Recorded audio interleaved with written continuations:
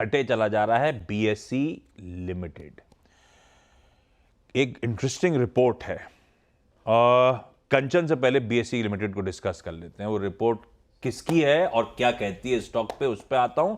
उसके बाद इस पे फंडामेंटली और टेक्निकली दोनों व्यूज लूंगा। कंचन, गुड मॉर्निंग, क्या अपडेट्स हैं? Good morning. जेफरीज की राय है बीएसई पे डाउनग्रेड करके अंडर परफॉर्मेंस की रेटिंग दे दी है। पहले जो इन्होंने लक्ष्य दिया था वो दिया था 2850 का, लेकिन इस टाइम पे लक्ष्य को थोड़ा सा रिवाइज किया गया है और 3500 का लक्ष्य कर दिया है। अब बेसिकली जो सेबी के नए एफएनओ फ्रेमवर्क के बाद स्टॉक में 100% से ज्यादा की एक तेजी देखने को मिली है, क्योंकि कहीं ना कहीं ये उम्मीदें जताई जा रही थी कि मार्केट शेयर में हमें एक इजाफा आता हुआ दिखाई देगा।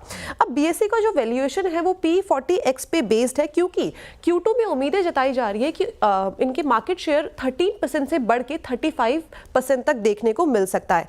बट जो वैल्यूएशंस हैं कहीं ना कहीं थोड़े से स्ट्रेच नजर आ रहे हैं और आने वाले टाइम पे मार्केट के रिस्क को पूरी तरीके से कवर नहीं कर पाएंगे। इसके अलावा नियर टर्म में भी रिस्क रिवॉर्ड का जो रेशियो है वो फेवरेबल नजर नहीं आ रहा है। ये स्टॉक बुरी तरह से फट गया मतलब बहुत तेजी दिखाई है। एक बात ध्यान रखिए, सेबी का फ्रेमवर्क मतलब सबके धंधे पे इंपैक्ट पड़ेगा। ये बात अलग है कि इनको एक लेवल प्लेइंग फील्ड मिल जाएगी। हो सकता है एनएसई से अच्छा कंपीट करके कुछ मार्केट शेयर छीन ले, पर इस तरह की ताबड़तोड़ तेजी के बाद 40 टाइम्स के पी मल्टीपल्स ये इंप्लाई कर रहे हैं, यानी कि स्टॉक भाव में फैक्टर इन कर रहा है कि आज का जो 13% मार्केट शेयर है वो 30-35% बीएसई का बढ़ सकता है। तो बहुत ऑप्टिमिज्म इस भाव में ऑलरेडी रिफ्लेक्ट हो रहा है। दरअसल ये जेफरीज कह रहा है। धर्मेश, बात तो थोड़ी सही लग रही है। रिस्क रिवॉर्ड वाकई फेवरेबल है या मामला बहुत एक्सट्रीम स्ट्रेच की तरफ चला गया है?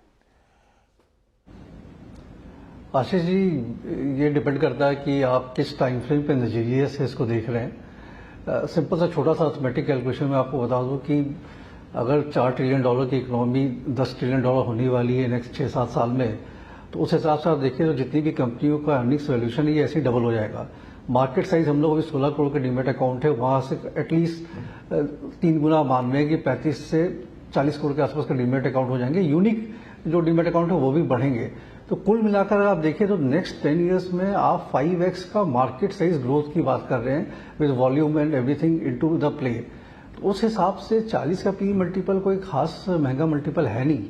2-3 साल के नजरिए से, 1 साल के नजरिए से देखने में लगता है ये, बट अगर आप एक डिकेडल वेल्थ क्रिएट करने की बात कर रहे हैं तो यहाँ से अभी ये 3 गुना हो जाएगा तो भी मुझे सरप्राइज नहीं होगी। इनफैक्ट ये सारा जो एज बास्केट प्ले जो है कैपिटल मार्केट का, अभी तो वही एक काफी अच्छा प्ले दिख रहा है यहाँ पे। ना, ये बिल्कुल ठीक कह रहे हो आप। Time frame important. जेफरीज की रिपोर्ट बिल्कुल स्पेसिफाई कर रही है कि near term risk reward unfavourable. सही कह रहे हो आप। टाइम फ्रेम बड़ा है तो क्या कहते हैं, इन्फिनिट पॉसिबिलिटीज है, वो अलग कहानी। खैर, हर्षदा